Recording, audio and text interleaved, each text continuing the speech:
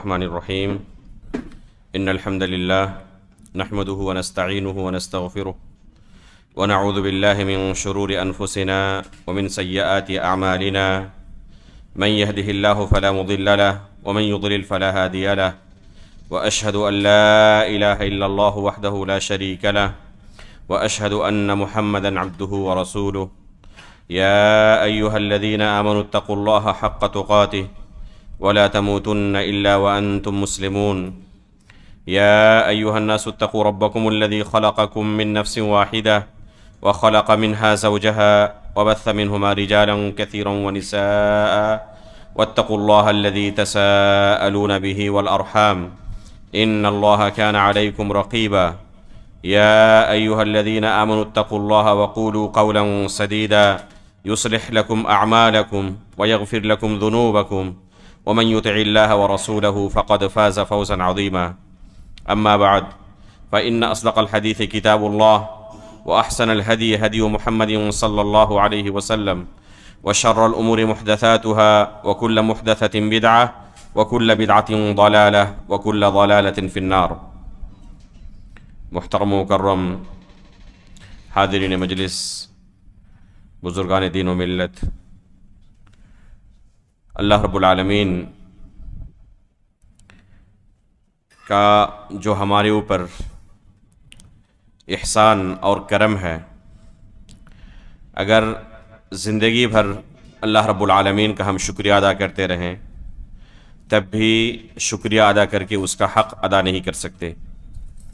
اللہ رب العالمین کا ارشاد ہے وَإِن تَعُدُّوا نِعْمَةَ اللَّهِ لَا تُحْصُوهَا، اگر اللہ رب العالمین کی نعمتوں کو تم شمار کرنا چاہو تو شمار نہیں کر سکتے۔ اللہ کی نعمتیں بے شمار ہیں۔ دنیا کا سب سے محروم شخص جو اپنے آپ کو سمجھتا ہے کہ مجھ سے زیادہ دنیا میں کوئی شخص مصیبت زدہ نہیں ہے، وہ شخص بھی اللہ رب العالمین کی اتنی بے شمار نعمتیں حاصل کرتا ہے کہ زندگی بھر اللہ رب العالمین کا شکریہ ادا کرتا رہے تب بھی اس کا حق ادا نہیں کر سکتا۔ صرف اس کے جسم کے اندر جو نعمتیں اللہ رب العالمین نے رکھی ہیں، ان نعمتوں پر وہ اللہ رب العالمین کا شکریہ ادا کر کے حق ادا نہیں کر سکتا۔ ایک ایک نعمت کے بارے میں انسان اگر غور کرے تو دنگ رہ جائے۔ بولنے کی نعمت، دیکھنے کی نعمت، سننے کی نعمت، چلنے پھرنے کی نعمت، اس طرح کی بے شمار نعمتیں صرف اس کے جسم کے اندر جو اللہ رب العالمین نے عطا کر رکھی ہیں۔ ایک ایک نعمت کے بارے میں سوچے کہ اگر ان نعمتوں کو روپیے پیسے کے عوض اسے حاصل کرنا ہوتا تو ایک ایک نعمت کو حاصل کرنے کے لیے کیا کچھ اسے خرچ کرنا پڑتا۔ جو ڈائلیسس کے مریض ہوتے ہیں اسپتالوں میں جا کر دیکھیں، اللہ رب العالمین ہم تمام لوگوں کو ایسے تمام بیماریوں سے محفوظ رکھے۔ جن کے گردے کام نہیں کرتے اور خون کی صفائی کرنے کے لیے انہیں ڈاکٹر کا سہارا لینا پڑتا ہے، مشینوں کا سہارا لینا پڑتا ہے، اور ہر ہفتے وہ اسپتال میں داخل ہو کر گھنٹوں اپنے خون کی صفائی کرتے رہتے ہیں مشینوں کے ذریعے۔ یہی چیز ہم ایک لمبی مدت تک اللہ کے فضل و کرم سے حاصل کر رہے ہیں۔ 20 سال، 30 سال، 40، 50، 60، 70 سال جتنی ہماری زندگی گزر چکی ہے، اس نعمت کو حاصل کرنے کے لیے ہمیں ایک پیسہ کبھی خرچ نہیں کرنا پڑا۔ جن کو یہ نعمت حاصل کرنے کے لیے پیسہ خرچ کرنا پڑتا ہے ان سے جا کر پوچھیں کہ جب سے یہ بیماری شروع ہوئی ہے کتنا اب تک آپ اس نعمت کو حاصل کرنے کے لیے خرچ کر چکے۔ اس طرح ایک ایک نعمت کے بارے میں انسان اگر حساب لگائے تو یقیناً اسے اللہ رب العالمین کا یہ قول بالکل سچا محسوس ہوگا وَإِن تَعُدُّوا نِعْمَةَ اللَّهِ لَا تُحْصُوهَا، اللہ کی نعمتوں کو تم اگر شمار کرنا چاہو تو شمار نہیں کر سکتے۔ اس لیے صرف اللہ رب العالمین نے ہمیں حکم کیا دیا ہے ان تمام نعمتوں کے بدلے ایک انسان کو زندگی کیسے گزارنی ہے. رسول اللہ صلی اللہ علیہ وسلم نے اپنی احادیث کے اندر، اللہ رب العالمین نے قرآن کریم کے اندر اس بارے میں واضح طور پر بغیر کسی گنجلک اور بغیر کسی جھمیلے کے واضح طور پر اس بارے میں ہماری رہنمائی کی ہے کہ صبر اور شکر کی زندگی گزاریں. ہماری زندگی کے دو اہم پہلو ہونے چاہیے، صبر کی صفت ہمارے اندر ہونی چاہیے اور شکر کی صفت ہمارے اندر ہونی چاہیے. حقیقت میں دیکھا جائے تو پورے دین کا خلاصہ، پوری شریعت کا خلاصہ یہی دو چیزیں ہیں، صبر اور شکر. جیسے کہ شیخ الاسلام علامہ ابن تیمیہ رحمہ اللہ اپنی کتاب قاعدۃ فی الصبر کے اندر فرماتے ہیں، ایک چھوٹا سا رسالہ ہے شیخ الاسلام علامہ ابن تیمیہ رحمہ اللہ کا، جس کا اردو میں ہمارے ایک ساتھی ڈاکٹر سعید الرحمن تیمی، نسیم بن سعید الرحمن تیمی حفظہ اللہ نے اردو میں ترجمہ بھی کر دیا ہے، PDF میں موجود ہے سوشل میڈیا وغیرہ پر. چھوٹی سی پتلی سی کتاب ہے، 1-1.5 گھنٹے کے اندر پوری کتاب آپ پڑھ لیں گے. اس کے اندر شیخ الاسلام ابن تیمیہ رحمہ اللہ فرماتے ہیں کہ اگر دین کے نصوص پر، کتاب و سنت کے نصوص پر بغور نظر ڈالی جائے تو ایک شخص کو پتہ چلے گا کہ من حیث الجملہ دین دو چیزوں کا نام ہے. اگر کتاب و سنت پر آپ گہری نظر ڈالیں تو آپ کا آخر میں نتیجہ کیا نکلے گا اس گہرے مطالعے کا؟ یہ نتیجہ نکلے گا کہ پورا دین جو ہے، پوری شریعت جو ہے، یہ من حیث الجملہ دو چیزوں کا نام ہے. یہ کون فرماتے ہیں؟ شیخ الاسلام ابن تیمیہ رحمہ اللہ، جن کی کتاب و سنت پر کتنی گہری نظر تھی یہ بیان کرنے کی ضرورت نہیں ہے. ایک شخص واسط سے شیخ الاسلام ابن تیمیہ رحمہ اللہ کے پاس عصر کی نماز کے بعد آیا کہ اہل سنت والجماعت کا عقیدہ ہمیں آپ لکھ دیجئے. بیٹھے وہیں پر مجلس میں اور مغرب کی نماز سے پہلے انہیں لکھ کر دے دیے. عصر کے بعد بیٹھے اور مغرب سے پہلے انہیں لکھ کر دے دیے. یہ رسالہ العقیدۃ الواسطیہ کے نام سے چھپا ہوا ہے، موجود ہے، مدرسوں کے اندر پڑھایا جاتا ہے، ہم نے بھی پڑھا ہے مدرسے کے اندر. انہوں نے صرف کتنی مدت میں لکھا تھا؟ عصر سے لے کر مغرب تک، اور ہم نے مدرسے کے اندر اسے 6 مہینے میں پڑھا. آپ اس رسالے کو پڑھے دنگ رہ جائیں گے کہ کیسے قرآن و سنت کے نصوص کو انہوں نے اہل سنت والجماعت کے عقیدے کو بیان کرنے کے لیے اس کتاب کے اندر بھر دیا ہے. تو یہ ان کے علم کا مقام تھا، یہ ان کا علمی حال تھا. گہری نظر کتاب و سنت پر، ایسا محسوس ہوتا کہ پوری شریعت ان کی نظروں کے سامنے ہے. ایک ایسے عالم دین کیا فرماتے ہیں صبر اور شکر کے بارے میں کہ اگر دین کے نصوص پر، شریعت کے نصوص پر گہری نظر ڈالی جائے تو نتیجہ یہ نکلے گا کہ دین من حیث الجملہ دو چیزوں کا نام ہے. کیا وہ دو چیزیں ہیں؟ ایک ہے صبر اور دوسری چیز ہے شکر. صبر اور شکر ہی حقیقت میں دین ہے. ان کے شاگرد رشید علامہ ابن قیم رحمہ اللہ کی ایک بہت ہی پیاری سی کتاب ہے، لیکن یہ ضخیم ہے، موٹی کتاب ہے، عدۃ الصابرون و ذخیرۃ الشاکرین. عدۃ الصابرین و ذخیرۃ الشاکرین. اس کتاب کے اندر علامہ ابن قیم رحمہ اللہ نے سلف صالحین سے نقل کیا ہے کہ سلف صالحین کہا کرتے تھے کہ دین، ایمان جو ہے یہ دو چیزوں کا نام ہے، اس کا نصف صبر ہے اور نصف کیا ہے؟ شکر ہے. تو یہ اہمیت ہے ان دو چیزوں کی جو کہ آج کے ہمارے اس درس کا موضوع ہے، صبر اور شکر. تو اس سے آپ اندازہ لگا سکتے ہیں کہ کتنی اہم چیز ہے صبر اور شکر. یہ حقیقت میں پوری شریعت کا اور پورے دین کا خلاصہ ہے. تو شیخ الاسلام ابن تیمیہ رحمہ اللہ نے بھی یہ بات کہی ہے، اور ان کے شاگرد رشید علامہ ابن قیم رحمہ اللہ نے بھی سلف صالحین سے اسی چیز کو نقل کیا ہے کہ سلف صالحین کا یہی کہنا تھا کہ دین کیا ہے؟ آدھا ایمان، آدھا صبر ہے، آدھا ایمان صبر ہے اور آدھا ایمان شکر کا نام ہے. تو یہ ہے صبر اور شکر کا مقام و مرتبہ. جو سلف صالحین نے صبر اور شکر کے بارے میں یہ کہا ہے، حقیقت میں اللہ رب العالمین نے قرآن کریم کے اندر اس طرف واضح اشارہ کیا ہے۔ اللہ رب العالمین کا ارشاد ہے قرآن کریم کے اندر، ایک جگہ پر نہیں 4 جگہوں پر اللہ رب العالمین نے اس آیت کو دہرایا ہے۔ ان فی ذلک لآیات لکل صبار شکور، ان فی ذلک لآیات لکل صبار شکور۔ صبار صبر کرنے کا ایک مبالغہ کا صیغہ ہے جس کے اندر صبر کی صفت پائی جائے، اور شکور جس کے اندر شکر کی صفت پائی جائے۔ تو اللہ رب العالمین نے اپنی نشانیوں کو بیان کرنے کے بعد فرمایا کہ ان تمام چیزوں میں نشانیاں موجود ہیں کن بندوں کے لیے؟ جن کے اندر 2 صفت پائی جاتی ہے، ایک صبر کی اور دوسری شکر کی صفت۔ تو اسی چیز کو اللہ رب العالمین نے قرآن کریم کے اندر 4 جگہوں پر ریپیٹ کیا ہے، دہرایا ہے، اور کسی چیز کو بار بار دہرائے وہ اس کی اہمیت کی طرف اشارہ کرتا ہے کہ اللہ رب العالمین اس طرف ہماری نظر کو اور ہمارے ذہن کو پھیرنا چاہتا ہے، اس پر ہم گہری نظر ڈالیں، غور کریں کہ آخر اس میں کیا ہمارے لیے رہنمائی ہے اور کس چیز کی طرف اللہ رب العالمین ہماری توجہ مبذول کرنا چاہتا ہے۔ تو اللہ رب العالمین نے قرآن کریم کے اندر اس چیز کی طرف واضح اشارہ کیا ہے۔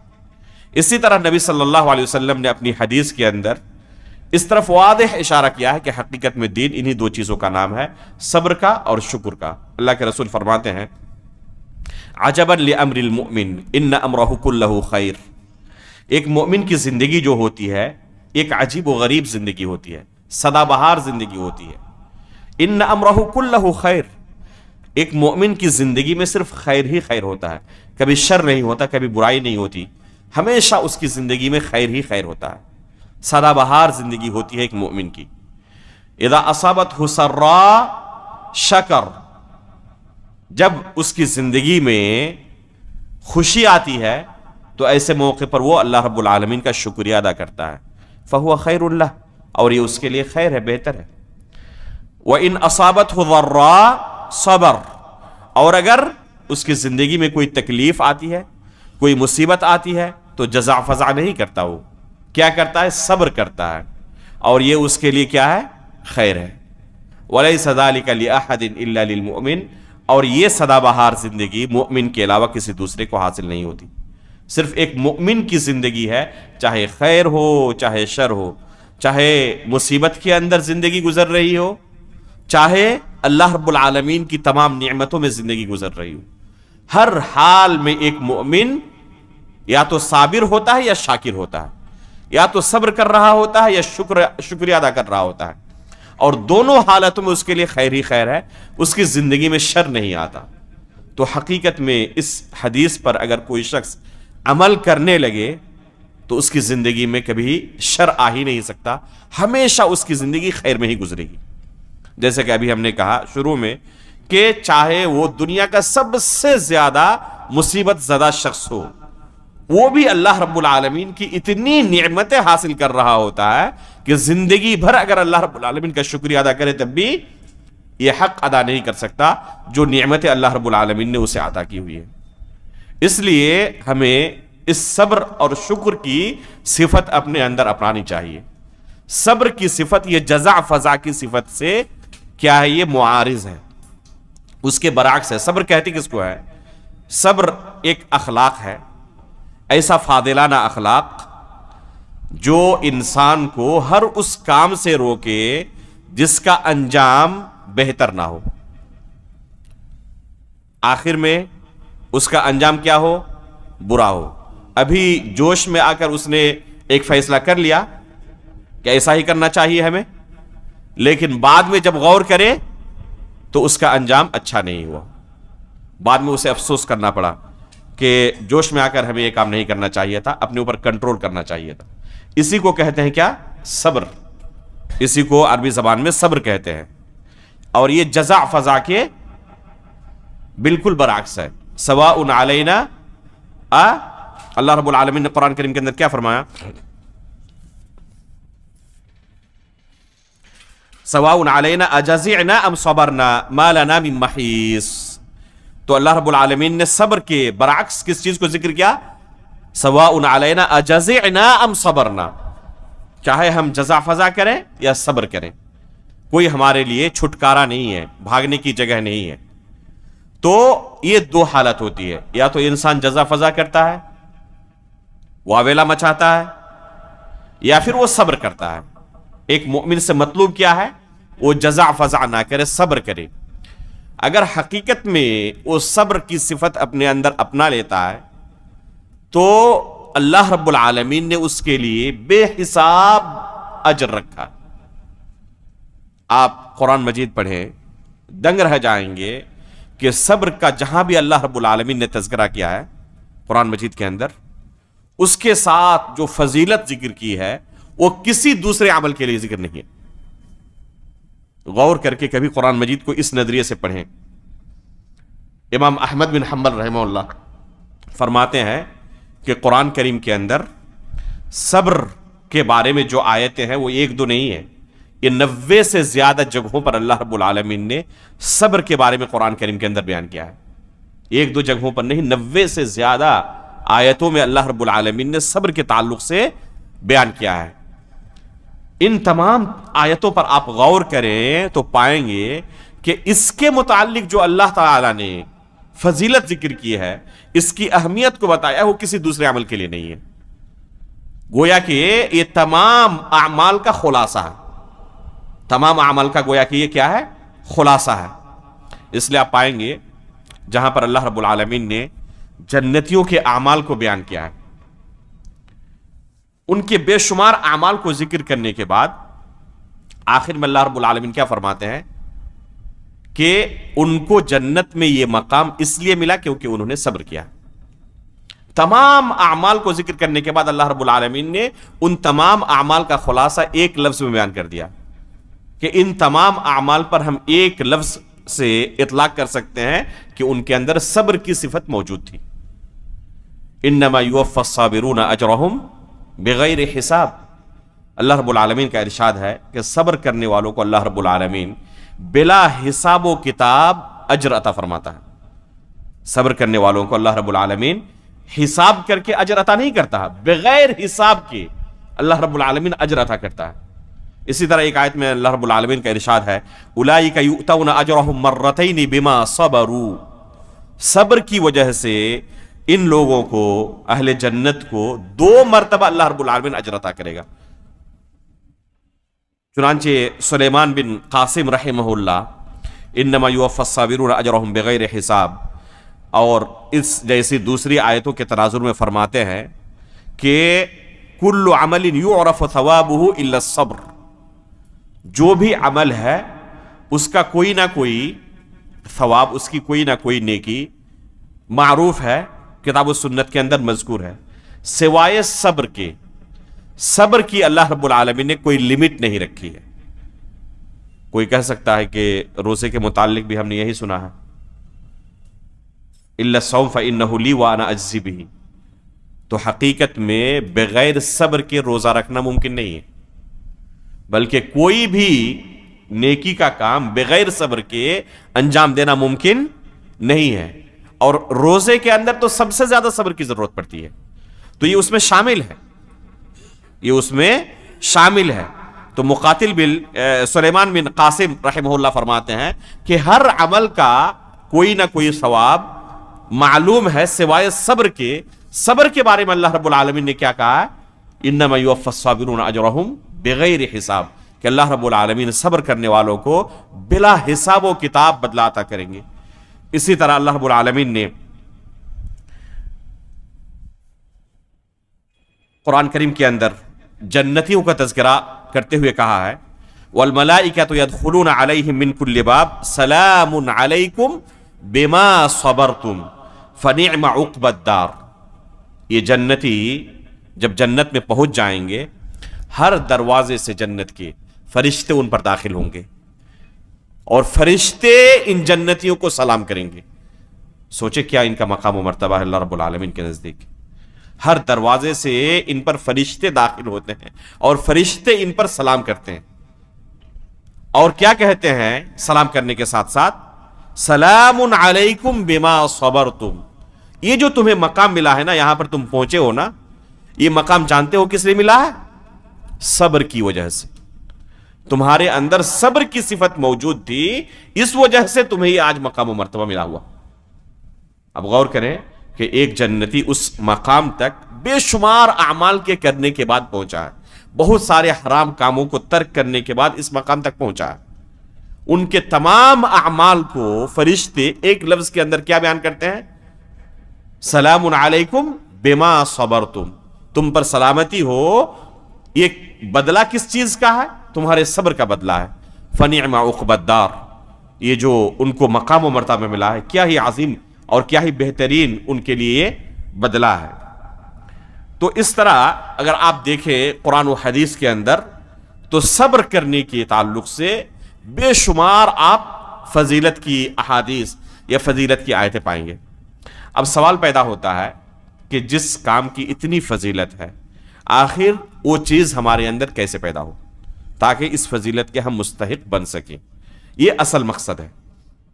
صرف فضیلت سن لینا کافی نہیں ہے، بلکہ یہ فضیلت کیسے ہمیں مل سکے، اس کے ہم کیسے حقدار ہو سکیں، اس کا کیا صحیح طریقہ ہونا چاہیے، یہ اصل ہے جاننا، تاکہ ہم بھی اس فضیلت کے مستحق ہو سکیں۔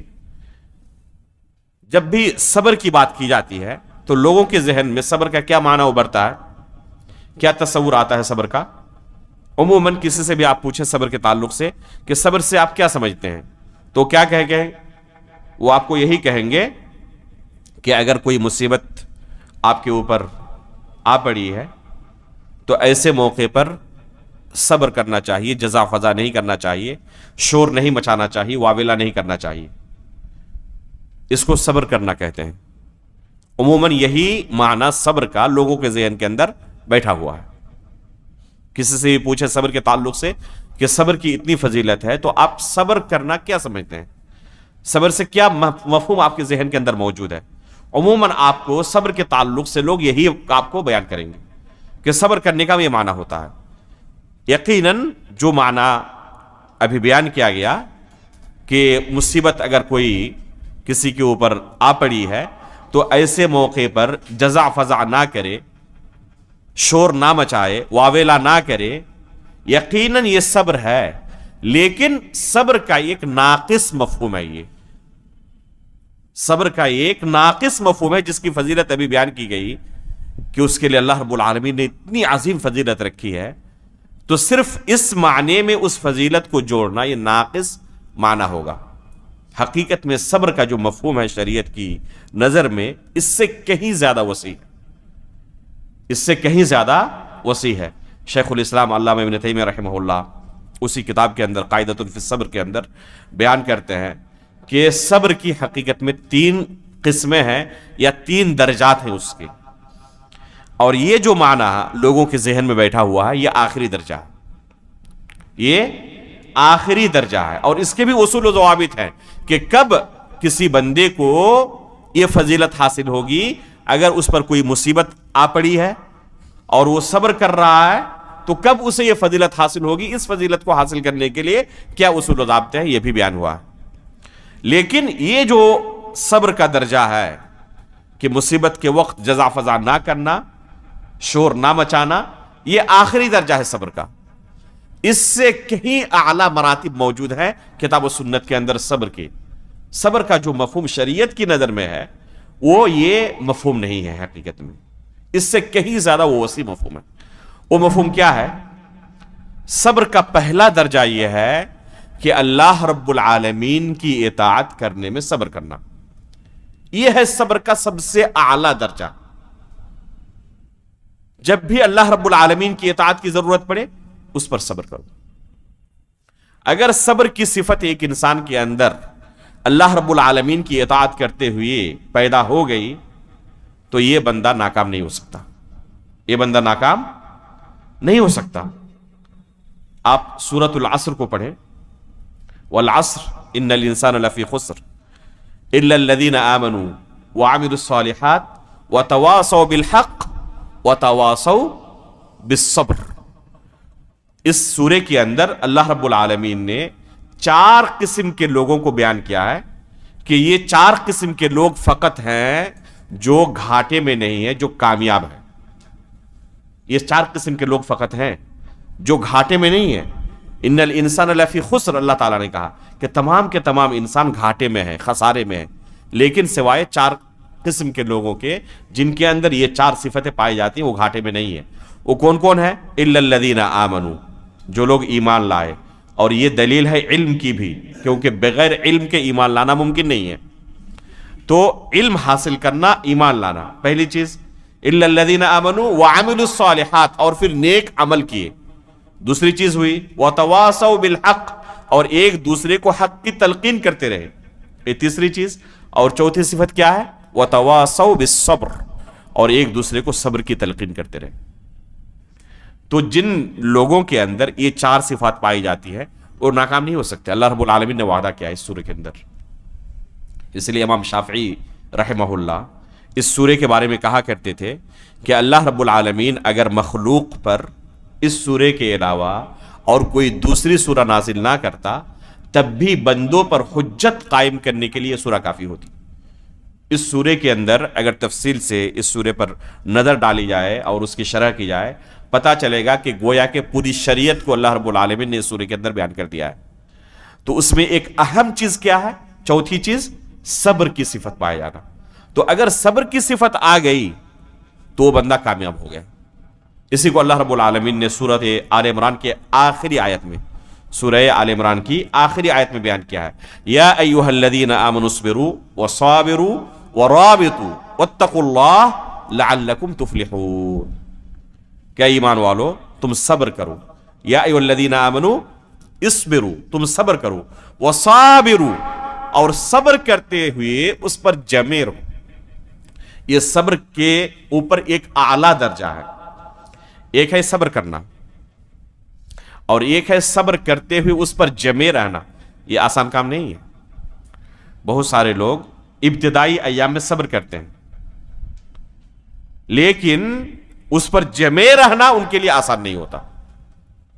گھر کے اندر کسی رشتہ دار کو کوئی بیماری لگ گئی، صبر کر رہا ہے،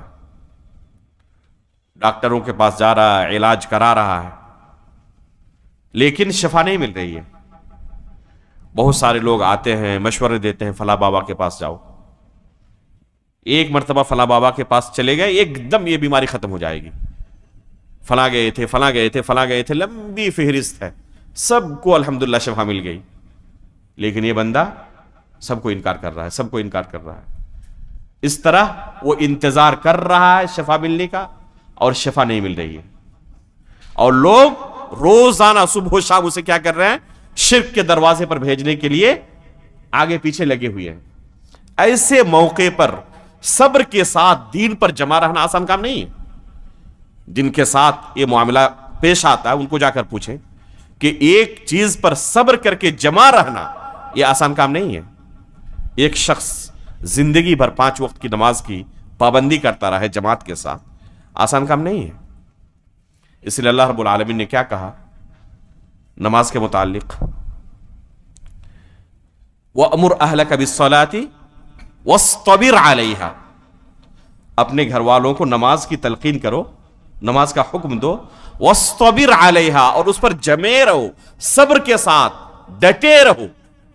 بغیر صبر کے ممکن نہیں ہے کہ آپ اس نماز پر زندگی بھر پابندی کریں. اس لیے اللہ تعالیٰ نے سورہ بقرہ کے شروع میں، پہلے پارے کے شروع میں کیا بیان کیا نماز کے تعلق سے؟ وَإِنَّهَا لَكَبِيرَةٌ إِلَّا عَلَى الْخَاشِعِينَ وَاسْتَعِينُوا بِالصَّبْرِ وَالصَّلَاةِ، کہ اے لوگو نماز کے ذریعے اور صبر کے ذریعے اللہ رب العالمین کی مدد طلب کرو. نماز کے ذریعے اور صبر کے ذریعے، کیونکہ بغیر صبر کے نماز پر زندگی بھر پابندی کرنا آسان کام نہیں ہے. ایک انسان لوگوں کو دکھانے کے لیے ہفتے بھر، مہینے بھر رمضان میں پابندی کر سکتا ہے، لیکن 40 سال 50 سال تک نماز پر پابندی کرتا رہے، آسان کام نہیں ہے. یہ کون کر سکتا ہے؟ وَإِنَّهَا لَكَبِيرَةٌ، اللہ تعالیٰ نے خود کہا کہ آسان کام نہیں ہے، بڑا مشکل کام ہے، لیکن إِلَّا عَلَى الْخَاشِعِينَ، جن کے دل میں اللہ رب العالمین کا خشوع ہوگا، خشیت ہوگی، خوف ہوگا، ان کے لیے پھر کوئی مشکل کام نہیں ہے، بہت نہایت آسان کام ہے. انہیں احساس بھی نہیں ہوگا کہ ہم کوئی اضافی کام کر رہے ہیں. یہ زندگی کا ایک روٹین ہے. جس طرح کھانا پینا ایک روٹین ہے، صاف ستھرے کپڑے پہننا ایک روٹین ہے، ایک اضافی کام محسوس نہیں ہوتا، اسی طرح نماز پڑھنا اسے ایک اضافی کام محسوس ہی نہیں ہوگا. لیکن یہی نماز منافقین کے لیے انتہائی مشکل کام ہے.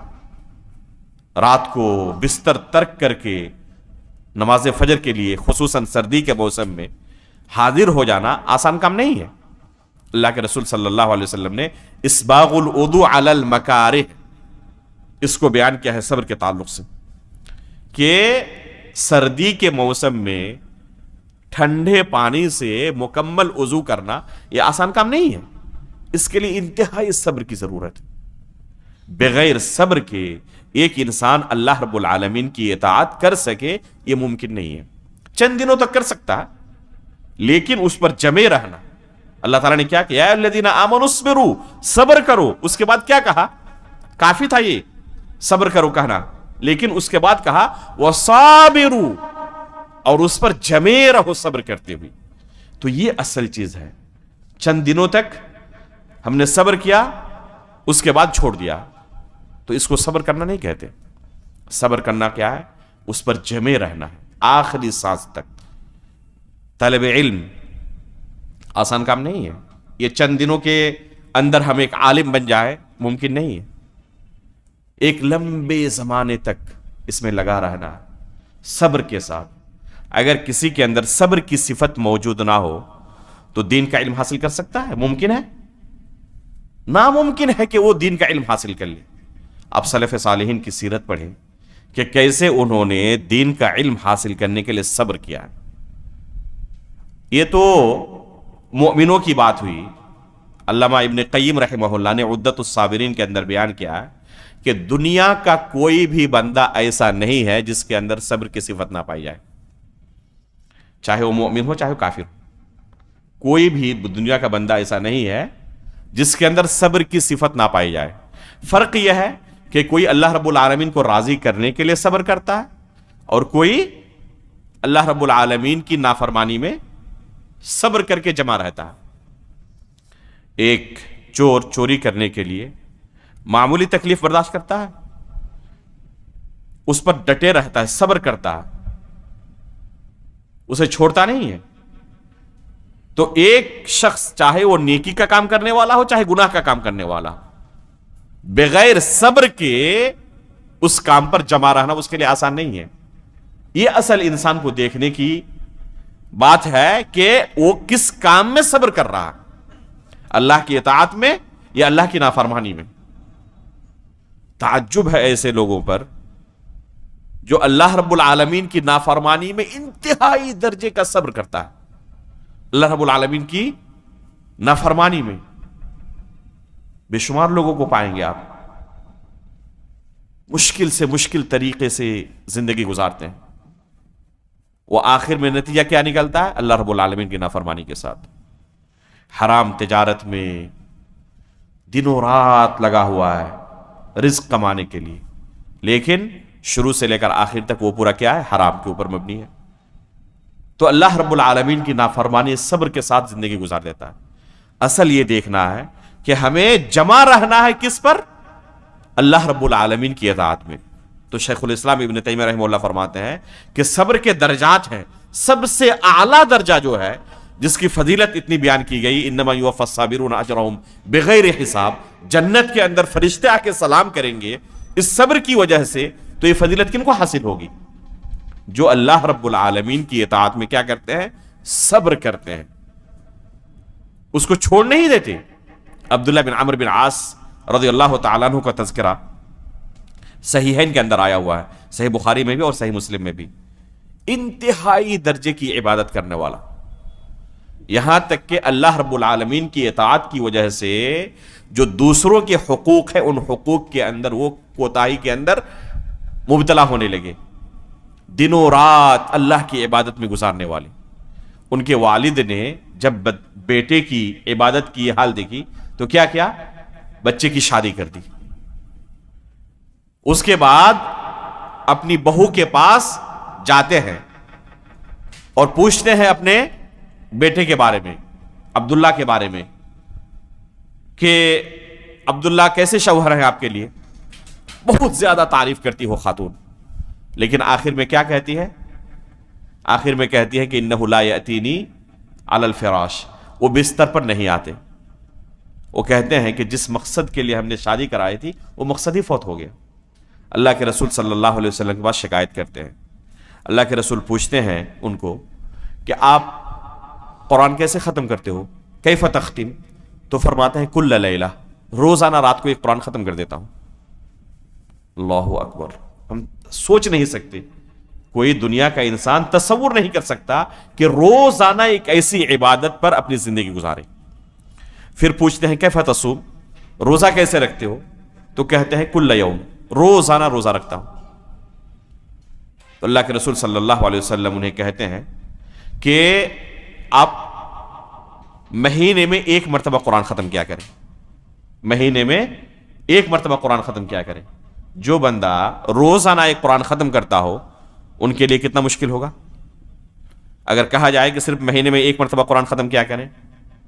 جس طرح گناہ کے اندر لذت ہوتی ہے اسی طرح نیکی کے اندر لذت ہوتی ہے، بلکہ اس سے کہیں زیادہ لذت ہوتی ہے.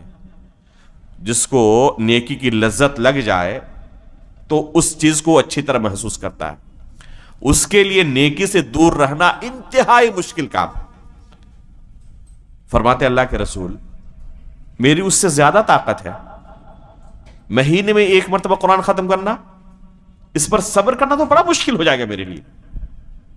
یہاں تک کہ اصرار کرتے رہتے اللہ کے رسول اس سے زیادہ کی مجھے اجازت دیں، اس سے زیادہ کی اجازت دیں. آخر میں اللہ کے رسول صلی اللہ علیہ وسلم ان کے لیے حد کیا متعین کرتے ہیں کہ 7 دن سے پہلے آپ قرآن ختم نہ کیا کریں. 7 دن سے پہلے قرآن ختم نہ کیا کریں. اس کے بعد ان کو کہتے بھی ہیں کہ ابھی آپ کو پتا نہیں ہے، ہو سکتا ہے کہ آپ کو لمبی زندگی ملی، ہو سکتا ہے کہ آپ کو لمبی زندگی ملی. اور آخر میں اس شیڈول پر باقی رہنا آپ کے لیے آسان نہ ہو تو کسی کام کو کچھ دنوں تک کے لیے کرنا پھر چھوڑ دینا یہ اتنا اچھا کام نہیں ہے. ایک عمل جو تھوڑا سا ہی ہو لیکن زندگی بھر ایک انسان کرتا رہے یہ کہیں زیادہ بہتر ہے کہ چند دنوں تک بہت زیادہ جوش و حماس کے ساتھ عمل کرتا رہا، پھر بعد میں برداشت نہیں ہوا اور کیا بالکل لیا، اسے ترک کر دیا، چھوڑ دیا. اس سے کہیں بہتر ہے کہ تھوڑا ہی عمل ہو لیکن زندگی تک جاری رہے. بعض طلبہ کیا کرتے ہیں، قرآن حفظ کرنا شروع کرتے ہیں یا کسی درس کے اندر شرکت کرنا شروع کرتے ہیں، دنوں رات اس میں شروع میں لگے رہتے ہیں، پھر بعد میں 1 مہینے کے بعد پتا چلا کہ اب کوئی وجود ہی نہیں ہے، اب فرصت ہی نہیں ملتی. اس سے کہیں بہتر تھا کہ تھوڑا تھوڑا روزانہ آدھا گھنٹہ 1 گھنٹہ وقت نکال کے اس طرح دینی مجالس میں لگاتا یا ہفتے میں 1-2 دن کر کے اور زندگی بھر اسی پر باقی رہتا. اس سے کہیں زیادہ بہتر تھا. چنانچہ اللہ کے رسول ان کے لیے کیا کرتے ہیں، 7 دن سے پہلے قرآن ختم کرنا منع کرتے ہیں کہ 7 دن سے پہلے آپ قرآن ختم نہ کیا کریں. اسی طرح روزے کے بارے میں فرمایا اللہ کے رسول نے کہ صوم داؤدی آپ رکھا کریں، یعنی 1 دن روزہ رکھیں اور 1 دن افطار کریں، 1 دن روزہ رکھیں 1 دن افطار کریں. آخری زندگی تک وہ اسی شیڈول پر چلتے رہے. اس کو کہتے ہیں الصبر علی الطاعہ. یا ایھا الذین آمنوا اصبروا وصابروا، صبر کرتے رہے، اس پر جمے رہنا. اللہ رب العالمین نے حکم دیا کیا کہ صبر کرو اور صبر کرتے ہوئے اس پر جمے رہو. تو چنانچہ جب بوڑھے ہو گئے تو کہنے لگے لیتنی قبلت رخصت رسول اللہ صلی اللہ علیہ وسلم، کاش کہ اللہ کے رسول کی رخصت کو میں نے قبول کر لیا ہوتا. اللہ کے رسول نے مجھے کہا تھا کہ مہینے میں 1 مرتبہ قرآن ختم کرو. اب بڑھاپے کی زندگی میں بستر پر جب آ گیا ہوں تو اب اس شیڈول کو باقی رکھنا آسان کام نہیں ہے. سوچیں کہ کوئی شخص بستر پر صاحب فراش ہو، بیمار ہو، محتاج ہو جائے تو ہر 7 دن کے اندر 1 قرآن ختم کر دے، اس کے لیے کتنا مشکل کام ہوگا. لیکن ایک ایسا عمل جس پر زندگی گزر گئی، آخر میں اس عمل کو چھوڑ دینا آسان کام نہیں ہوتا. جن کی زندگی بھر تہجد پڑھنے کی عادت ہو اور آخر میں بیماری کی وجہ سے تہجد نہ پڑھ پائے تو وہی جانتے ہیں کہ کیا تکلیف ہوتی ہے انہیں. تو اس لیے اللہ کے رسول نے پہلے ہی ان کو کہا تھا کہ اس طرح ہو سکتا ہے کہ لمبی زندگی آپ کو ملے اور اس شیڈول پر باقی رہنا آپ کے لیے آسان نہ ہو. تو آخری عمر میں وہ افسوس کر رہے تھے کاش کہ میں نے اللہ کے رسول کی رخصت کو قبول کر لیا ہوتا اور آج میرے لیے یہ مصیبت کا کام نہ ہوتا، پریشانی مجھے نہ ہوتی. کہنے کا مقصد یہ ہے کہ آخری زندگی تک انہوں نے کیا کیا؟ اسی پر صبر کرتے ہوئے مداومت برتا، ڈٹے رہے. اس کو کہتے ہیں وَالصَّابِرُونَ. آپ سلف صالحین کی پوری سیرت اٹھا لیں، تمام محدثین، تمام ائمہ کے یہاں ایک چیز کامن پائیں گے. جو بھی ہمارے سلف صالحین گزرے ہیں، چاہے ائمہ کتب ستہ ہوں، چاہے دوسرے ائمہ کرام ہوں، ان تمام کی زندگی میں آپ پائیں گے کہ انہوں نے اس دین کو ہم تک پہنچانے کے لیے انتہائی درجے کا صبر کیا، تب یہ دین ہم تک پہنچا ہے. ایک صحابی رسول، اللہ کے رسول صلی اللہ علیہ وسلم کے پاس آتے ہیں، مکہ سے چل کر مدینہ ہجرت کر کے اللہ کے رسول مدینہ آ چکے ہیں اور ابھی تک وہ مکہ میں موجود ہیں. ایک خاتون ان کے پاس آتی ہے اور کہتی ہے کہ میں نے آپ کو اور آپ کی اہلیہ کو دونوں کو میں نے دودھ پلایا ہے. وہ کہتے ہیں مجھے کچھ یاد نہیں اور نہ کبھی کسی نے بتایا. اپنی کیا کہتے ہیں بیوی کے گھر والوں کے پاس اپنے سسرال پہنچتے ہیں اور ان سے بھی سوال کرتے ہیں کہ اس طرح یہ خاتون کہہ رہی ہے کہ انہوں نے مجھے اور آپ کی بیٹی کو دونوں کو دودھ پلایا ہے، تو کیا آپ لوگ اس خاتون کو جانتے ہیں؟ ظاہر سی بات ہے کہ اگر یہ سچ کہہ رہی ہو اور اس طرح دودھ پلایا ہو تو گھر کے دوسرے لوگ کو علم ہوگا اس بارے میں. وہ بھی لا علمی کا اظہار کرتے ہیں کہ ہمیں بھی اس بارے میں کوئی خبر نہیں ہے. فوراً اللہ کے رسول صلی اللہ علیہ وسلم کے پاس مدینہ پہنچتے ہیں سفر کرتے ہوئے. ہم جیسے لوگ ہوتے تو کیا کرتے؟ فوراً انٹرنیٹ نکالتے اور گوگل کر کے پتا کر لیتے کہ شریعت نے گواہی کے متعلق کیا حکم دیا ہے.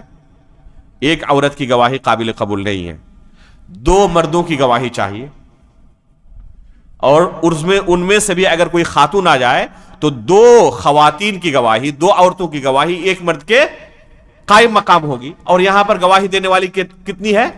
فقط 1 عورت ہے. ہم خود مفتی بن جاتے اور زندگی گزارتے رہتے. سلف صالحین ایسا نہیں کرتے تھے. وہاں سے انہوں نے رخت سفر باندھا مدینے کے لیے، اللہ کے رسول کے پاس پہنچے، بیان کیا کہ اللہ کے رسول اس طرح ایک خاتون کہہ رہی ہے. تو اللہ کے رسول کیا فرماتے ہیں؟ کیف وقد قیل. جب ایک خاتون دعویٰ کر رہی ہے خود اپنے بارے میں تو ان کی بات آپ کیسے رد کر سکتے ہیں؟ چنانچہ وہیں اپنی بیوی کو طلاق دیتے ہیں. اب غور کریں کہ اگر یہ اجتہاد کرتے ہوئے وہیں پر باقی رہتے، قرآن کے اندر اللہ تعالیٰ نے تو کہا ہے، واضح آیت موجود ہے کہ 2 مردوں کی گواہی جب تک نہ ہو تب تک کسی معاملے میں فیصلہ نہیں کیا جائے گا. اگر اجتہاد کرتے تو اسی خاتون کے ساتھ زندگی گزارتے رہتے اور یہ حرام رشتہ ہوتا. تو اس طرح سلف صالحین کی زندگی میں، صحابہ کرام، تابعین اعظام، تبع تابعین کی زندگی میں بے شمار واقعات پائیں گے. امام ابو حاتم الرازی رحمہ اللہ فرماتے ہیں کہ میں نے مکہ سے مدینے تک کتنی مرتبہ پیدل سفر کیا حدیث رسول کو حاصل کرنے کے لیے، مجھے تعداد کا علم نہیں ہے. تو اس طرح اطاعت کے اندر اللہ رب العالمین کی صبر کرنا انتہائی مشکل کام بھی ہے اور عظیم کام بھی ہے. اگر کسی کے اندر یہ صفت موجود ہے کہ اللہ کی اطاعت کرنے میں صبر کر رہا ہے تو ایسے لوگوں کے لیے اللہ رب العالمین نے یہ مقام رکھا ہے. ایسے لوگوں کے لیے فضیلت ہے کہ ان کو اللہ رب العالمین بلا حساب و کتاب جنت میں بدلہ عطا کریں گے. انما یوفی الصابرون اجرہم بغیر حساب. تو یہ ہے سب سے اعلیٰ درجہ صبر کا، اللہ رب العالمین کی اطاعت میں صبر کرنا، جمے رہنا. دوسرا درجہ کیا ہے صبر کرنے کا؟ دوسرا درجہ ہے صبر کرنے کا کہ جن چیزوں کو اللہ رب العالمین نے حرام قرار دیا ہمارے لیے، شریعت کے اندر جن چیزوں سے دور رہنے کا حکم دیا ہے، ان تمام چیزوں سے دور رہنے میں صبر کرنا، حرام کاموں سے دور رہنے میں صبر کرنا. ظاہر سی بات ہے کہ جب بندہ اکیلا ہوتا ہے، اسے کوئی دیکھنے والا نہیں ہوتا، اور اس کے لیے اس حرام کام کو کرنا انتہائی آسان ہوتا ہے. 2 صفت، ایک ہے کہ اس حرام کام کو کرنا اس کے لیے انتہائی آسان ہے، کوئی روکنے والا نہیں ہے، اور دوسرا کیا ہے؟ اسے سخت ضرورت بھی ہے. اسے سخت ضرورت بھی ہے. مثلا کسی کے گھر میں فاقہ کشی چل رہی ہو، گھر میں کھانے پینے کے لالے پڑے ہوئے ہوں، حلال طریقے سے روزی کمانا بہت مشکل ہو رہا ہو، دنیا کا ہر راستہ اس کو بند نظر آ رہا ہو, کہیں سے بھی کوئی نوکری نہیں مل رہی ہے, حلال طریقے سے رزق نہیں آ رہا ہے, اور حرام طریقے سے رزق حاصل کرنا اس کے لیے انتہائی آسان ہو, بلکہ لوگ آفر کرتے ہو گھر میں آ کر کہ آپ لے لیں, لیکن پتا ہے کہ یہ مال کیا ہے, حرام کا ہے. یہاں پر صبر کرنا انتہائی مشکل ہے. اسی وجہ سے جو شخص صبر کرنے میں جتنی زیادہ اپنے نفس کے ساتھ مجاہدہ کرتا ہے, اسی قدر اس کی فضیلت بھی ہے. آپ اس حدیث پر نظر دوڑائیں, غور کریں, جس میں ہے کہ اللہ کے رسول صلی اللہ علیہ وسلم فرماتے ہیں قیامت کے دن جب کوئی سایہ نہیں ہوگا تو اللہ رب العالمین عرش کے سایہ تلے 7 قسم کے لوگوں کو جگہ دیں گے. ان 7 قسم پر آپ نظر دوڑائیں, ایک چیز آپ کو مشترک نظر آئے گی, کامن نظر آئے گی, وہ کیا ہے؟ سب کے یہاں صبر کی انتہائی اعلیٰ درجے کی صفت موجود ہے. سب کے یہاں 7 اقسام میں. الامام العادل پہلے نمبر پر.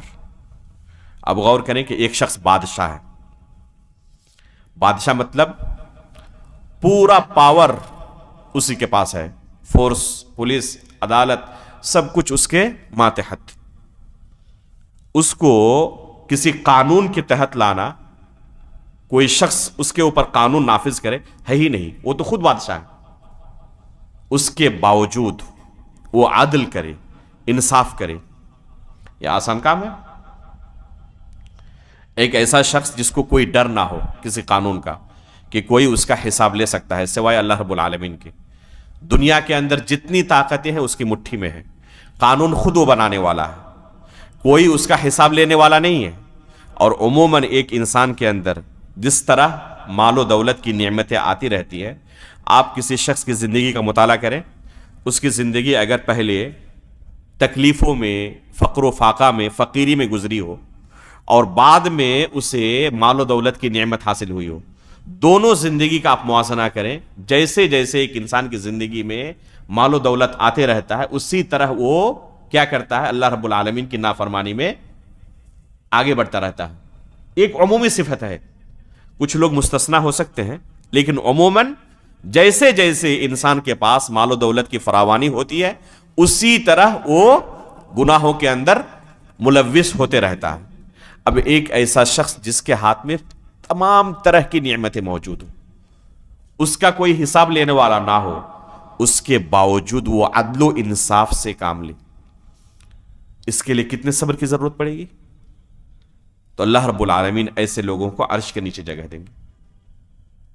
اس کے بعد کیا کہا اللہ کے رسول نے؟ اسی طرح رجل ذکر اللہ خالیا ففاضت عیناہ, ایک بندہ تنہائی میں اللہ رب العالمین کو یاد کرتا ہے, اور اس وقت اللہ رب العالمین کو یاد کرتے ہوئے اس کی آنکھوں سے زاروں قطار آنسو جاری ہو جاتے ہیں. یہ معمولی صفت ہے؟ یہ ہر کوئی اپنے اپنے بارے میں محاسبہ کر لے کہ جب ہم خود تنہائی میں ہوتے ہیں تو ہماری کیا حالت ہوتی ہے. تنہائی میں ایک انسان جب اسے کوئی دیکھنے والا نہیں ہوتا تو بہت ساری ایسی گناہ ہیں جو لوگوں کی نظروں سے چھپ کر, لوگوں کی نظروں میں آنے کی وجہ سے نہیں کر پاتا, تنہائی میں انسان کرتا ہے. لیکن اس تنہائی میں بھی اللہ رب العالمین اسے یاد آتا ہے, اور صرف یاد ہی نہیں آتا, اللہ رب العالمین کو یاد کرتے ہوئے کیا کرتا ہے وہ؟ اس کی آنکھوں سے زاروں قطار آنسو جاری ہو جاتے ہیں. تو یہ انتہائی اعلیٰ درجے کی اگر صبر کی صفت موجود ہے گناہ سے دور رہنے کی, تو اس شخص کی یہ حالت ہو سکتی ہے. اسی طرح رجل دعت ہو امرأۃ, ایک ایسا آدمی جسے ایک خاتون زنا کے لیے دعوت دے. کیسی خاتون ہے؟ انتہائی حسین و جمیل اور انتہائی مالدار بھی ہے. دنیا کا کوئی بندہ روکنے والا اسے نہیں ہے, دنیا کا کوئی بندہ اسے روکنے والا نہیں ہے. اس کے باوجود اللہ رب العالمین کے خوف کی وجہ سے, اس کے عذاب کی وجہ سے وہ کیا کرتا ہے؟ اس کو ترک کر دیتا ہے, اس سے دور ہو جاتا ہے. تو ایسے موقع پر کس قدر صبر کی ضرورت ہوتی ہے. تو یہ صبر اگر کسی کے اندر ہے تو اس صبر کا مقام اللہ رب العالمین کے نزدیک انتہائی اعلیٰ ہے. اللہ رب العالمین ایسے بندوں کو بلا حساب و کتاب اجر عطا کرتے ہیں. یوسف علیہ الصلوۃ والسلام کا قصہ آپ یاد کریں. اللہ رب العالمین نے ان کے قصے کے اندر بہت زیادہ نصیحت کی چیزیں رکھی ہیں. ایک ان کی زندگی شروعات کی ہے جب بھائیوں نے کیا کیا, مکر و فریب کر کے, سازش کر کے انہیں کنویں کے اندر ڈال دیا. اس وقت بھی انہوں نے صبر کیا. ایک مصیبت ان پر پڑی جس پر انہوں نے صبر کیا. یہ بھی ایک صبر کی صفت ہے. ابھی ہم نے کیا کہا تھا, جب بھی صبر کے بارے میں کسی سے بات کی جائے تو ان کے ذہن میں کیا ہوتا ہے کہ مصیبت کے وقت صبر کرنا. تو یوسف علیہ الصلوۃ والسلام کی زندگی میں ایک مرحلہ ہے صبر کرنے کا کہ بھائیوں نے کنویں کے اندر ڈال دیا, اس پر انہوں نے صبر کیا, جزا فضا نہیں کیا کوئی. اس کے بعد اس سے کہیں اعلیٰ درجہ ہے کہ اللہ رب العالمین نے کسی کام کو حرام کیا ہے, اس حرام کام سے دور رہنے کے لیے صبر کرنا. تو سب سے اعلیٰ درجہ کیا ہے صبر کرنے کا؟ اللہ کی اطاعت میں صبر کرنا. دوسرا درجہ ہے اللہ تعالیٰ نے جن کاموں کو حرام کیا ہمارے لیے, ان کاموں سے دور رہنے کے لیے صبر کرنا. اور تیسرا درجہ ہے کہ کوئی مصیبت کسی پر ٹوٹ پڑی ہو, اس پر صبر کرنا, جزا فضا نہ کرنا. تو یہ تیسرا درجہ ہے یوسف علیہ السلام کی زندگی میں. آپ غور کریں کہ جس وقت انہوں نے عزیز مصر کی بیوی زلیخا سے دور رہنے کے لیے, زناکاری سے دور رہنے کے لیے صبر کیا تھا, اور جب بھائیوں نے کنویں کے اندر انہیں ڈال دیا تھا اس پر صبر کیا تھا, کیا دونوں صبر ایک درجے کا ہے؟ اللہ رب العالمین کے یہاں اس صبر کا مقام کہیں اعلیٰ و عرفہ ہے. جب عزیز مصر کی بیوی نے بدکاری کے لیے انہیں دعوت دیا تھا, اس پر جو انہوں نے صبر کیا تھا یہ کہیں اعلیٰ و عرفہ ہے. تو 7 قسم کے لوگوں کو جو اللہ رب العالمین عرش کے سائے تلے جگہ دیں گے, ایک ایک صفت پر آپ غور کریں, پائیں گے کہ ان کے اندر صبر کی اعلیٰ درجے کی صفت موجود ہے, جس کے بدلے اللہ رب العالمین نے انہیں مقام و مرتبہ عطا کیا ہے. تو دوسرا مرتبہ کیا ہے صبر کرنے کا؟ اللہ رب العالمین کے حرام کردہ کاموں سے صبر کرنا. اور تیسرا درجہ ہے کہ اگر کسی پر کوئی مصیبت ٹوٹ پڑی ہو, کسی کا جوان بیٹا فوت ہو گیا, والدین فوت ہو گئے, اللہ رب العالمین نے ان مصیبتوں سے ہمیں محفوظ رکھے. کسی کا ایکسیڈنٹ ہو گیا, گھر میں آگ لگ گئی, زلزلہ آ گیا, پورا تہس نہس ہو گیا, یہ اللہ رب العالمین کی طرف سے جو مصیبت اچانک اس پر ٹوٹ پڑی ہے, اس پر جزا فضا نہ کرنا اور صبر کا مظاہرہ کرنا, یہ بھی آسان کام نہیں ہے. یہ بھی آسان کام نہیں ہے. اور یہ ہے صبر کا تیسرا درجہ کہ مصیبت پر صبر کرنا.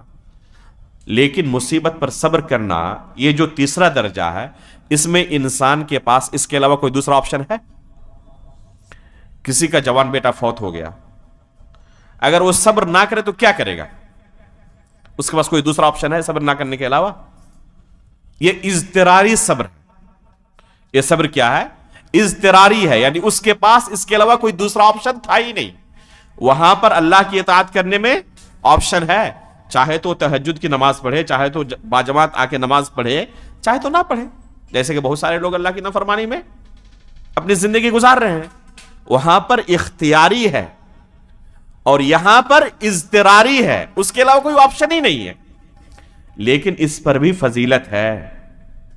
اگر کسی پر کوئی مصیبت ٹوٹ پڑی ہو اور وہ صبر کرے تو اس پر بھی فضیلت ہے. لیکن کب ہے فضیلت؟ یہ فضیلت تب ہے جب اس کے اندر صبر اختیاری ہو, اضطراری نہ ہو. کیسے پتا چلے گا اختیاری ہے اضطراری نہیں ہے؟ ایک حدیث سے اسے سمجھیں. اللہ کے رسول صلی اللہ علیہ وسلم ایک قبرستان سے گزر رہے تھے. ایک خاتون ایک قبر کے بغل میں بیٹھی ہوئی زار و قطار رو رہی ہیں. اللہ کے رسول صلی اللہ علیہ وسلم اسے کہتے ہیں کہ صبر کرو.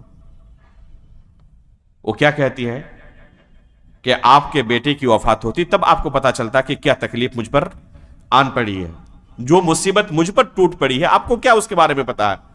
آپ اپنے راستے جائیں. اللہ کے رسول نے کچھ نہیں کہا اور وہاں سے چلے گئے. کہنے والے نے کہا آپ کو پتا ہے کس کے ساتھ آپ بات کر رہے تھے؟ کہنے لگی کہ مجھے کچھ پتا نہیں کون تھے. انہوں نے کہا کہ اللہ کے رسول تھے. فوراً اللہ کے رسول صلی اللہ علیہ وسلم کے پاس بھاگتی ہے، کہتی ہیں کہ کوئی دربان، کوئی گیٹ مین نہیں تھا۔ فوراً اللہ کے رسول کے گھر میں پہنچی اور کہا کہ اس طرح مجھ سے غلطی ہو گئی ہے، اب میں صبر کرتی ہوں۔ اب کیا کرتی ہوں؟ اب میں صبر کرتی ہوں۔ تو اللہ کے رسول نے بیان کیا، انہیں ایک قاعدہ سکھایا کہ اس طرح کی مصیبتوں میں ایک انسان کو جو صبر کرنے کی تلقین آئی ہے، جو فضیلت صبر کی آئی ہے، کب حاصل ہوگی؟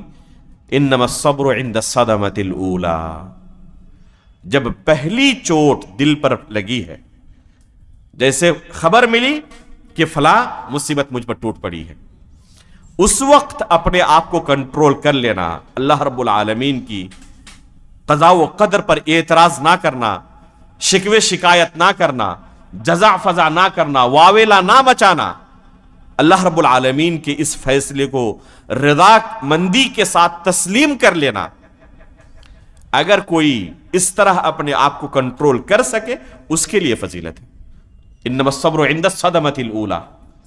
تو اگر یہ صبر اضطراری نہیں ہے، اختیاری ہے، ایسا نہیں کہ بیٹی کی وفات 10 سال پہلے ہوئی ہے، چلو اب میں صبر کر رہا ہوں۔ ظاہر سی بات ہے کہ دنیا کا کوئی بندہ ایسا نہیں ہوگا جو وقت کے گزرنے کے ساتھ ساتھ اس کے اندر صبر کی صفت نہ آئے۔ عموماً ہر مصیبت کے بعد ایک مدت کے بعد اس کا کیا ہوتا ہے؟ گھاؤ بھر جاتا ہے۔ اس کے بعد اسے اس کی تکلیف اس طرح محسوس نہیں ہوتی جس طرح اسے اس وقت تکلیف ہوئی تھی جس وقت پہلی بار اس نے یہ خبر سنی تھی۔ تو اس وقت اگر کوئی اپنے آپ پر کنٹرول کر لے اور وہ جزع فضع نہ کرے، اللہ رب العالمین کی قضاء و قدر پر رضامندی کا اظہار کرے، تو اس کے لیے بھی یہ فضیلت ہے، اس کے لیے بھی یہ فضیلت ہے۔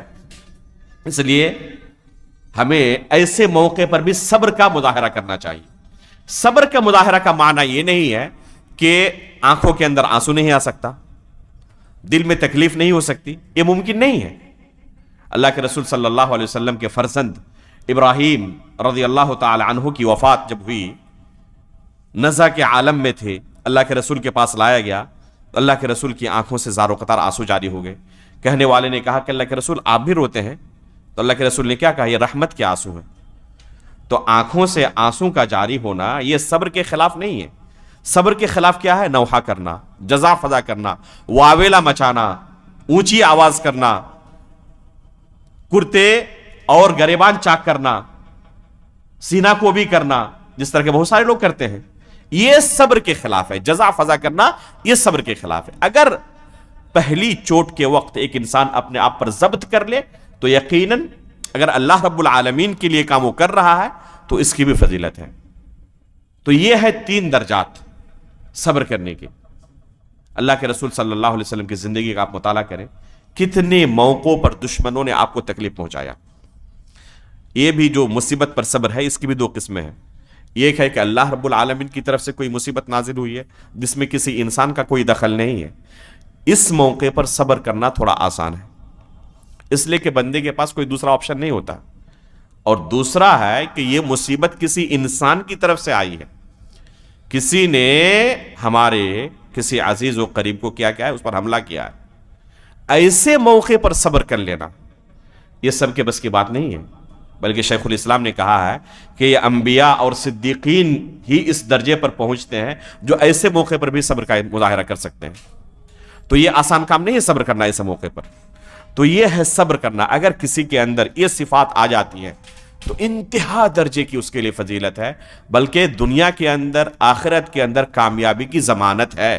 یا ایھا الذین آمنوا اصبروا وصابروا ورابطوا واتقوا اللہ لعلکم تفلحون۔ اللہ تعالی نے کہا کہ اگر یہ صفات تمہارے اندر پیدا ہو گئی تم کیا ہو جاؤ گے؟ کامیاب ہو جاؤ گے۔ تو یہ صفات کامیابی کی ضمانت ہے۔ دوسرا جو جز ہے شکر جو ہے، تو ہر نعمت پر شکریہ کا اظہار کرنا ضروری ہے۔ شکریہ کس طرح اظہار کریں گے اس کا؟ زبان کے ذریعے بھی، اعمال کے ذریعے بھی۔ یہ کہنا کہ اللہ رب العالمین کی نعمت مجھے بہت زیادہ ملی ہوئی ہے، مثلا کسی کو مال کی نعمت ملی ہوئی ہے اور بہت زیادہ وہ زبان سے شکریہ کا مظاہرہ کرے لیکن زکوٰۃ ادا نہ کرے، حج نہ کرے، اللہ کے راستے میں خرچ نہ کرے، تو کیا اسے شکریہ ادا کرنا کہا جائے گا؟ یہ صرف زبان سے کہنے کا نام نہیں ہے، بلکہ عملاً اس کا اظہار ضروری ہے، اس کو کہتے ہیں شکریہ ادا کرنا۔ اگر عملاً اس کا اظہار ہو تو اس کو شکریہ ادا کرنا کہیں گے۔ جب کسی کو کوئی اس طرح کی نعمت حاصل ہو تو وہ دو طرح کی نعمت ہوتی ہے۔ ایک جو انسان کے پاس مستمر نعمت ہے، جو ہمیشہ اس کے ساتھ جاری رہتی ہے، جیسے بولنے کی نعمت، کتنی عظیم نعمت ہے، یہ نعمت ہمیشہ جاری ہے۔ دیکھنے کی نعمت ہے، سننے کی نعمت ہے، مال و دولت کی نعمت ہے۔ تو بے شمار نعمتیں ایسی ہیں، بلکہ اکثر و بیشتر جو نعمتیں ہیں وہ ہمیشہ جاری رہنے والی نعمت ہے۔ پہلے سے جاری تھی، اب بھی جاری ہے، انشاءاللہ مستقبل میں بھی جاری رہنے والی ہے۔ تو یہ ہے جاری نعمت۔ اور دوسری قسم ہے نعمت کی کہ اچانک کسی کو کوئی نعمت حاصل ہو۔ جیسے ایک شخص امتحان دیا ہے اور ڈر رہا ہے، پتہ نہیں پاس ہوں گا یا فیل ہو جاؤں گا، اور اسے خوشخبری مل رہی ہے کہ وہ کیا ہے، اعلیٰ نمبرات سے پاس ہو گیا ہے، ایک اچانک نعمت ملی۔ تو ایسے موقع پر اللہ کے رسول صلی اللہ علیہ وسلم کی اور سلف صالحین کی سنت یہ ہے کہ فوراً انسان سجدہ ریز ہو جائے۔ اگر کسی کو کوئی اچانک بڑی نعمت کی خوشخبری سنائی دے، اللہ کے رسول کو جب جنگ احد میں ابو جہل کے قتل کی خوشخبری سنائی گئی تو اللہ کے رسول صلی اللہ علیہ وسلم فوراً کیا ہوئے، سجدہ ریز ہو گئے، سجدے میں چلے گئے۔ اسی طرح علی رضی اللہ تعالیٰ عنہ کو جنگ نہروان میں جب خوشخبری سنائی گئی اس ابھرے ہوئے پستان شخص کے قتل کی، جس کے بارے میں اللہ کے رسول نے خوشخبری سنائی تھی کہ میری امت کا افضل شخص ہوگا جو اس کو قتل کرے گا، تو انہوں نے جنگ کے بعد حکم دیا کہ ذرا تلاشو کیا وہ شخص موجود ہے مقتولین میں۔ جب خبر دی گئی کہ ہاں مقتولین میں وہ شخص بھی پایا گیا ہے، خوشی کے مارے فوراً سجدے میں چلے گئے۔ یہ ہوتا ہے شکریہ ادا کرنے کا معنی۔ آج لوگ کیا کرتے ہیں خوشی کے موقع پر، شادی ایک خوشی کا موقع ہے، جا کے جائزہ لیں معاشرے میں، خوشی کے موقع پر اللہ کی نافرمانی کرتے ہیں مختلف طریقوں سے۔ عید ابھی گزری ہے، خوشی کا موقع ہے یا نہیں ہے؟ کتنے لوگ پورے رمضان میں اللہ رب العالمین کی نافرمانی کرنے سے کیا کرتے ہیں، رکے رہتے ہیں۔ جیسے ہی عید کی دن ہوتی ہے جو کہ خوشی کا دن ہے، اس دن انتظار کرتے ہیں، پورے مہینے کا پورا کیا کرتے ہیں، قصر ادا کر لیتے ہیں، ایک ہی دن میں پورا کر دیتے ہیں۔ بلکہ اسی دن کیا ہوتے ہیں، فلمیں ریلیز ہوتی ہیں۔ سنیما ہال میں آپ پائیں گے کہ مسلمانوں کے فلمیں ریلیز ہو رہے ہیں اور قطار میں سب مسلمان لگے ہوئے ہیں۔ تو خوشی کسی کو حاصل ہو، شریعت نے کیا کہا ہے اس بارے میں، رہنمائی کیا کی ہے کہ ایک انسان کو سجدہ ریز ہونا چاہیے۔ اور لوگ کیا کرتے ہیں، خوشی ملنے پر نافرمانی کرتے ہیں اللہ کی۔ تو یہ خوشی حقیقت میں منانا ہوا، یہ تو عذاب ہے اس کے لیے کہ اس کو نعمت حاصل ہوئی اور اس نعمت کا بدلہ انہوں نے کیا کیا، اللہ کی نافرمانی کے ساتھ دیا۔